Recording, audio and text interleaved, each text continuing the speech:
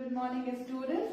So today we are going to complete chapter number 11, that is Dorothy in a Strange Land.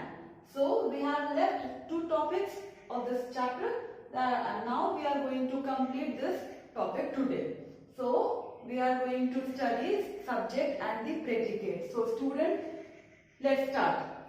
A sentence can be divided into two parts, that is subject and the predicate. A sentence can be divided into two parts, that is subject and the predicate. Subject's naming part is also called the subject and telling part is called the predicate. So subject, what is subject? A subject is a part of sentence that contains the person or thing performing in the sentence. A subject is a part of a sentence.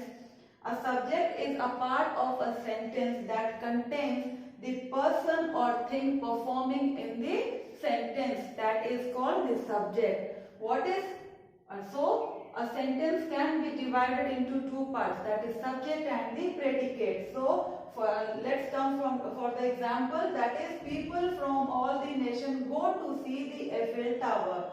So in the first part, people from all the nation is naming part.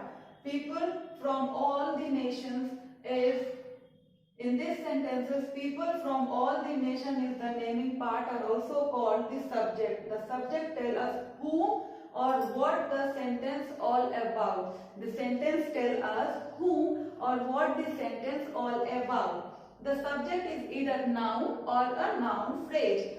People from all the nation, people from all the nation are the name is the all the nation is the naming part, are also called the subject. The subject, what subject tell us? The subject tell us whom or what the sentence is all about. The subject is either noun or a noun phrase.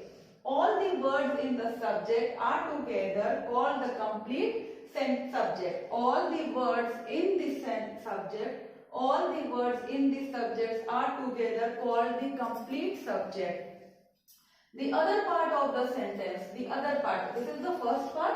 This is the first part. People from all the nation is the first part and go to see the Eiffel Tower is the second part of this sentence. The other part of the sentence, go to see the Eiffel Tower, is also called the predicate, is a telling part, and I have already told you that naming part is also called the subject and telling part is called the predicate. So the other part of the sentence, go to see the Eiffel Tower, is a telling part, is also called the predicate. The predicate tells us something about the subject.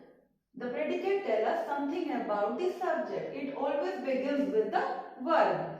All the words in the predicate are together is the complete predicate. So a sentence can be divided into two parts, that is subject and the predicate. Predicates tell about something, predicates tell something about the subject, and the subject is a part of a sentence that contains the person or a thing performing in the sentence. Okay, student?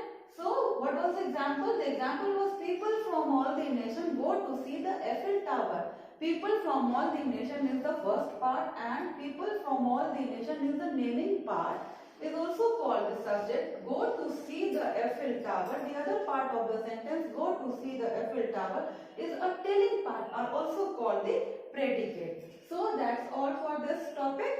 Okay, go through the chapter, students. Till then, take care. Okay.